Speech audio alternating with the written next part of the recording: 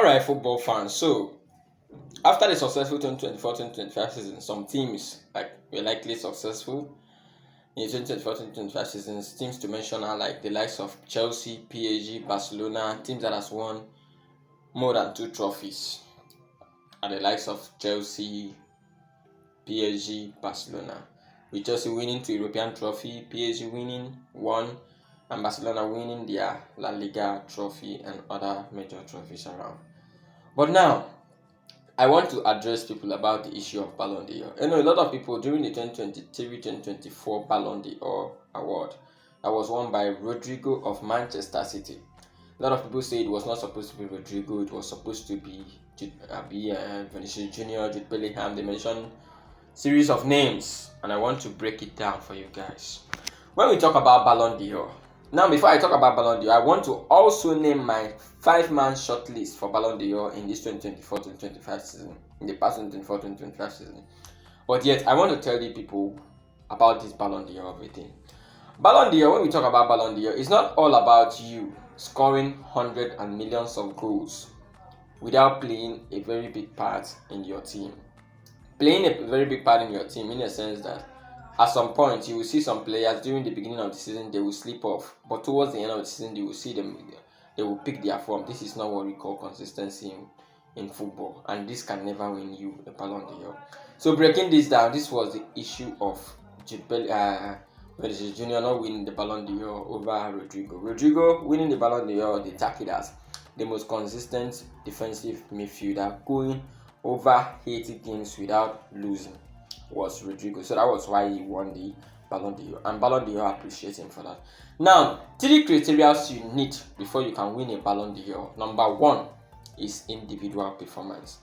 Individual performance in the sense that it's not all about scoring goal. Like I said, a defender can possibly win a Ballon d'Or when you play your part, when you play your role very well in your football team. And this is just the first criteria you need to meet before you can win the Ballon d'Or.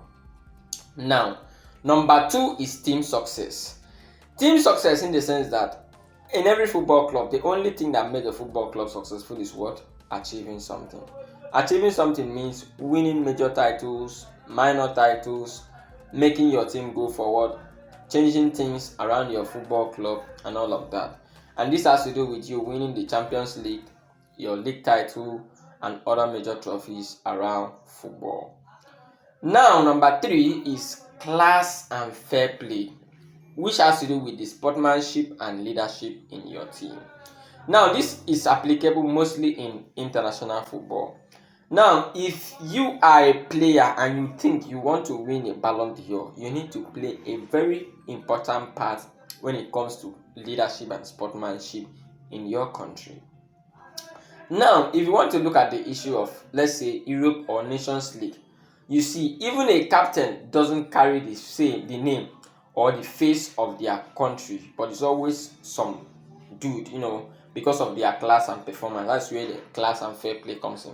Like, let's say in Spanish team, you see, like during the Europe Nations League, Lamine Yamal was the face of Spain. Everyone was debating about Lamine Yamal, all of that. During the France international team, you always know it's Kylian Mbappe, no one else. In Portugal, you know it's Ronaldo and all of that. Now, this is what we call leadership and sportsmanship in football, which has to do with the class and fair play that exists. But now, me talking about the Ballon d'Or shortlist, the 5-man shortlist. For me, your own opinion is different, my own opinion is different. I'm going to tell you why I said these players are the ones for my top 5. At number 5, I have Cole Palmer. I know a lot of people will say it's because you are a Chelsea fan, that's why you have Cole Palmer. No. When we talk about the 2024-2025 season, during the first half of the season, I don't think there was any player that was more consistent than Cole Palmer in football. A lot of players plays in different competitions, but Cole Palmer was only maintaining the Premier League. Let's just say Cole Palmer plays in the Conference League. How would it have been? But yet we are not about to go there. Cole Palmer was consistent during the first half of the season for Chelsea. Why was he consistent? Playing against teams like Manchester City, his name came out. Playing against teams like Arsenal, you saw him. Playing against teams like Manchester United, he was there. Playing against teams like Brighton, scoring 4 goals in the first half. Teams like Aston Villa, You see what he was doing. Teams like Wolves, he did so many things during the first half of the season for Chelsea. But the second half of the season, he started to slip off. But towards the end of the season, he is a man for the big business. He single-handedly won the Conference League for Chelsea by providing 2 assists against Real Betis. He single-handedly won the Club World Cup, making Chelsea the world champion for 4 years, scoring 2 goals and making an assist, being the man of the tournament. Then what more can we not say? Cole Palmer deserves to be in number 5. At number 4, I will have little Lamine Yamal. Why do I have little Lamine Yamal? When we talk about class and fair play, I think Lamine Yamal owns that place. In terms of class and fair play, that is where leadership comes in. How do you play ball in Barcelona? You have other numerous players in Barcelona who actually perform more than you, but because of you, if your team decides to leak, the football is weakened. Including Spanish team, if your wing weakens, your football club weakens, your team weakens. That is where Lamine Yamal comes in. When there is no Lamine Yamal in Barcelona, Barcelona team is nothing. Where there is no Lamine Yamal in Spain, Spanish team is nothing. That was for the 2024-2025 season. I cannot even lie. At number 3, I will have Mohamed Salah.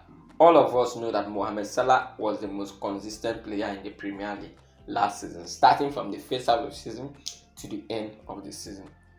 But the thing is, Mo Salah didn't just show himself in the Champions League because Liverpool didn't progress far from the round of 16.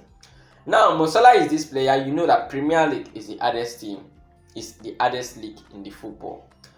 Mo Salah scoring a total number of 28 goals and making numerous assists makes you realize that Mohamed Salah deserves to be in the top 5 list. For my own, Mo Salah won the Premier League title with Liverpool, wins the Golden Boot, wins the Player of the Year in the Premier League, wins the Player of the Season, and you see him like most of the magics he does at Liverpool indicates that without him, there is no Liverpool that 2024-2025 season. At number 2, I will have Vitinha. Now, this is where I say individual performance and team success comes in. Vitinha is a good example of individual performance and team success. You know, at PSG, Vitinha plays a very big role for PSG, including the Portuguese team that won the Nations League. That is where team success comes in. Vitinha, you see, has won like 4 trophies in the 2024-2025 season, and he was consistent enough, aside from slipping off at some point, especially in the match against Chelsea. Vitinha was nowhere to be found because the big men were there to achieve what they wanted to achieve. But now, the reason why I still have Vitinha is because Vitinha comes in like the case of Rodrigo of Manchester City winning in the 2020-2024. Why is Vitinha in this list and at number 2? Is because Vitinha, starting from the beginning of the season to the end of the season, he was there for PSG. Without Vitinha, their midfield is nothing. Coupled with that, he has won the Nations League, the Champions League, their France League, and their Copa de France. Makes Vitinha stand out. So I rate him at number 2. Now at number 1, I will go with Rafinha. Why do I have Rafinha on my list? Rafinha is this player that turns up every game. He's like Lamine Yamal for Barcelona. Without Rafinha, Barcelona can never achieve anything. Rafinha plays a very big role in that Barcelona team. And he was their highest scorer that last season, both in the Champions League and in La Liga. So Rafinha deserves to be the winner of the Ballon d'Or. That is how I rate mine. I have Cole Palmer at number 5. I have Mo Salah. I have Lamine Yamal number 4. I have Mo Salah number 3. I have Vitinha number 2, and I have Rafinha number 1. So let me see what you think about this. Remember, Ballon d'Or has some criteria: individual performance, team success, class and fair play, which has to do with sportsmanship and leadership. So let me see your thoughts on the comment section. And if you have any questions to ask, I still want to see it on the comment section. I know a lot of people will come out to say, why include Cole Palmer? Why not Ousmane Dembele that did this? But this is just my 5-man short list. From number 6 to 10, other players are still there. So I'm not saying this will be the winner or it should be accordingly, but Out of these five, I think one of them deserves to be the winner of Ballon d'Or without being biased. So let me see your thought in the comment section. Thank you so much for watching the video. Stay tuned for more. I love you guys.